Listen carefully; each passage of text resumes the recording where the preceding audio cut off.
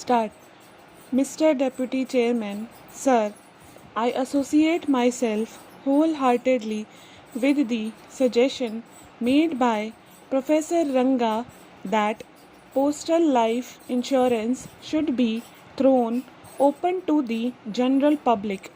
Incidentally, I may say that I am glad to find myself on this occasion in company with Mr. Bhupesh Gupta also. They say that one is known by the company one keeps, but I only wish that I shall not be judged by the little company that I am going to keep with Mr. Gupta. I have said that I associate myself with the suggestion made by Professor Ranga.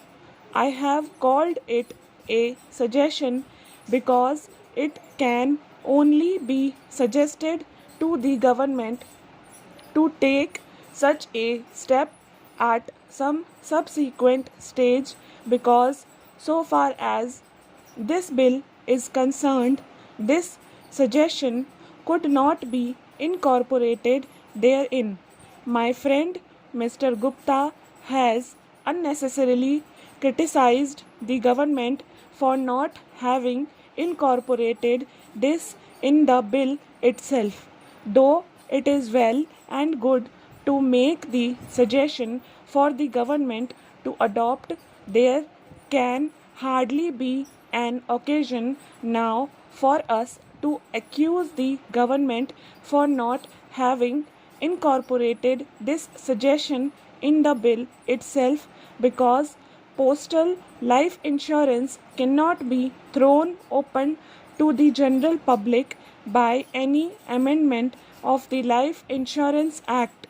That has to be done by amending the Postal Life Insurance Act, and I hope and trust that the government will take note of this suggestion, which I hope has the support of every member of this house, excepting, of course, my revered friend Mr. H.P. Saxena, who, at least on this occasion, is grievously in the wrong, though generally he is very much in the right, and I have no doubt that on sober consideration he will be sorry for having opposed the suggestion of Professor Ranga. Sir, there is general feeling in the country, a feeling with which most of the members, I believe almost every member here, would be in agreement that insurance business should be nationalized, though in due course, and I think the first step that the government might take in that direction is to throw open the postal life insurance to the general public.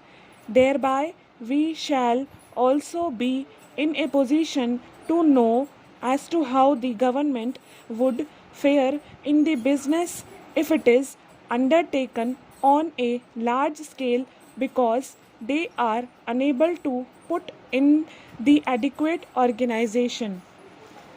There is certainly one great advantage which will immediately accrue to the government and which will be to the benefit of the existing policy holders and subsequent policy holders, and that is that the cost of insurance will considerably go down.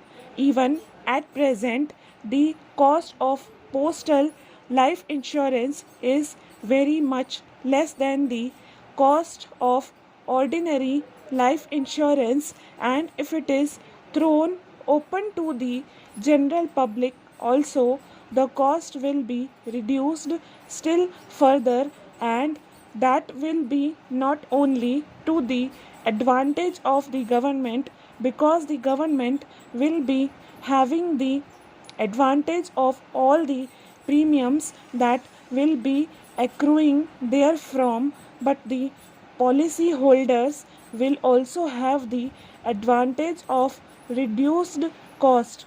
For these reasons, I once again submit that I wholeheartedly support the suggestion made by Professor Ranga and the suggestion which has the support of Mr. Gupta also. With these words, I support this bill. Sir, I rise to support this bill, which is of a non controversial nature, because the benefit of assignments and transfers of policies to the heirs is thought fit to be given under the amending bill, and that is very necessary. But while amending this bill, so many other points have been raised on which I would like to offer some remarks. Professor Ranga said that this may be extended to the general public. I am in full agreement with that, and there is no objection in extending the benefit to the general public, but the organization which is at present carrying on the postal life insurance will have to be expanded to a very great extent, and whether the state will be able to do that in the 4 lakhs and odd post offices that are existing in India is the question. The second question is that some state governments have also their life insurance companies, and they are also having them in the public sector. All these states are under the government of India, and they can expand their activities all over the country. But even then, it is not done, because every state has the responsibility of administration in one respect or the other, and I think the present duties which have fallen on each state to administer its own departments are too many for them to handle. The whole thing hinges on the organization which has been established in the country on a large scale, from which we have ousted the foreigners. Now, to have a parallel organization is good, and there should be no objection, but we must assign priorities, what to do first and what to do next. Stop.